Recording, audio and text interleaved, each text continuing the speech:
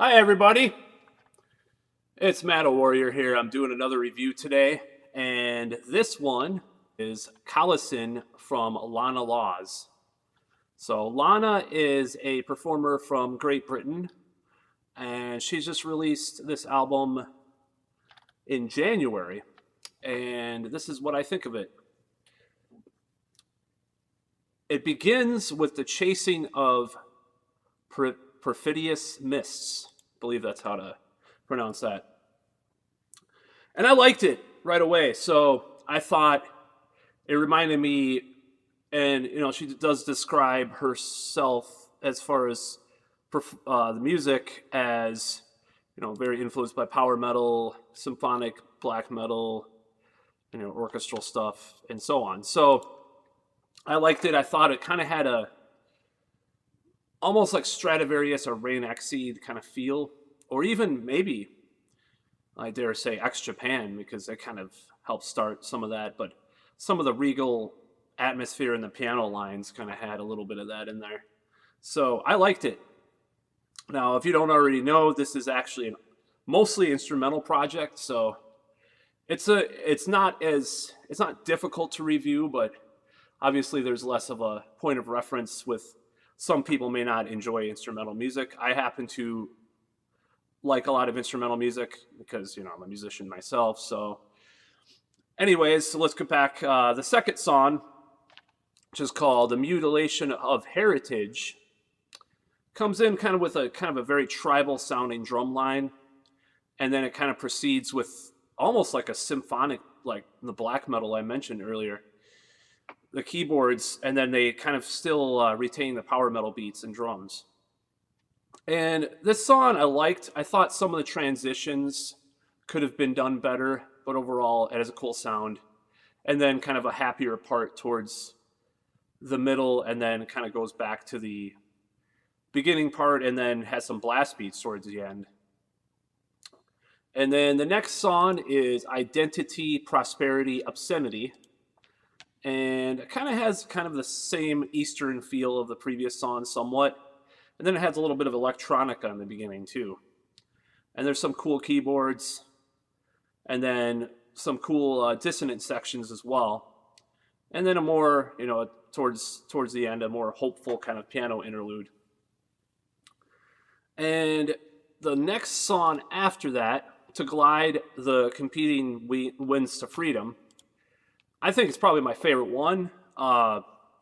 Reminded me of playing like the Castlevania mid-90s games, like Symphony of the Night, stuff like that. If they would have had like a full band soundtrack. And it has kind of a gothic and surreal atmosphere. And it kind of reminded me, back to that black metal comparison, kind of reminded me of the band Arcturus, who was one of my favorite bands of all time. So I thought that the drums, which I'm going to get to as well, I thought the drums on that were really good.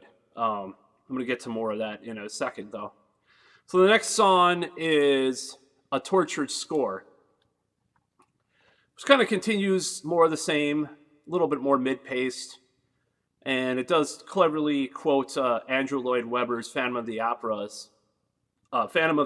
sound, the soundtrack to that at points. And then one final swell, the Fatigue Orchestra Retires Farewell, is kind of a little bit more closer to like the first song and like the more power metal influences of the album. And it has some cool guitar harmonies and stuff, and a very classic metal Aeolian, music theory sounding synth solo.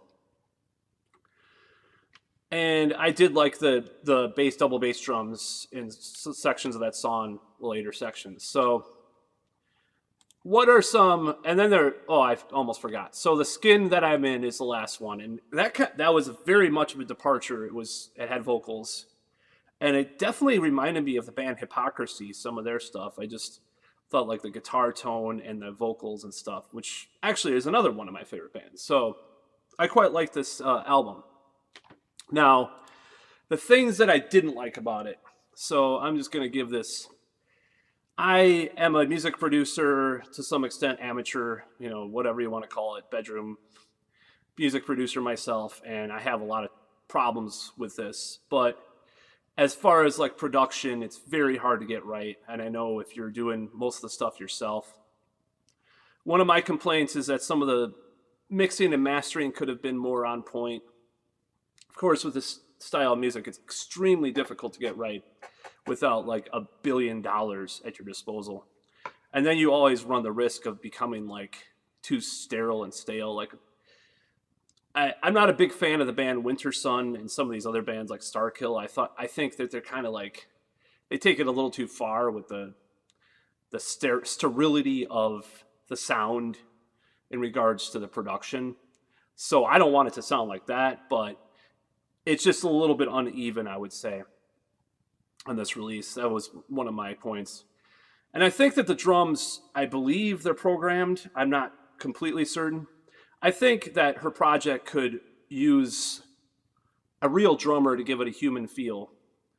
Even if a lot of the beats, don't have to be totally some kind of crazy 70s Rush fucking whatever, or Dave Lombardo or Toman the Omen from Blind Guardian kind of craziness. They could still, if it had a real drummer, if it's not a real drummer, it could be a little bit just more solid, some of the transitions and stuff too. But overall, I think there's a lot of promise with this project. Another complaint, I would say, not quite a complaint, is that I think that there could be more songs with vocals. Like I would maybe have like 3 songs with vocals, three instrumental or something like that. I mean, that's kind of for my projects, I guess that's kind of my thing, is like to have a little bit of both, but I'm not projecting my thing on that. But some of the instrumentals also could use some guitar shred or something. Just something, whether or not it's vocals, it needs, more of a signature like melody line going through. I know I'm only talking about a couple of the songs. I think overall it's great, but I just think that it could have, more vocals, more of a vocal style of writing some of the hooks at certain points. Because you listen to a band, it's like instrumental stuff is extremely hard to get right. So I would say I'm not a big fan of Joe Satriani's all of his albums, but Surfing with the Alien is one of the best instrumental albums, and the guitars sound like they're vocals, even though there's no vocals. It just has this identifiable thing. So I think the music on this project could have a little bit more of that from time to time.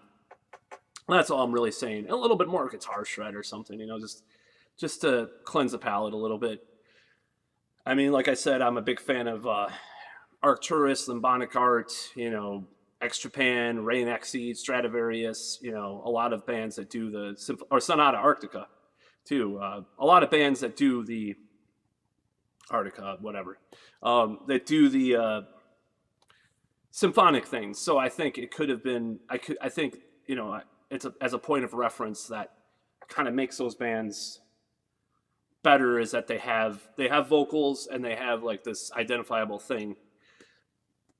Whereas this album, just a couple of the songs suffer from this, but it could have a little bit more of those distinguishing characteristics. But overall, A+ as far as effort, and one of the first, this release just has a lot of cool stuff to it. I would recommend it. I do recommend it.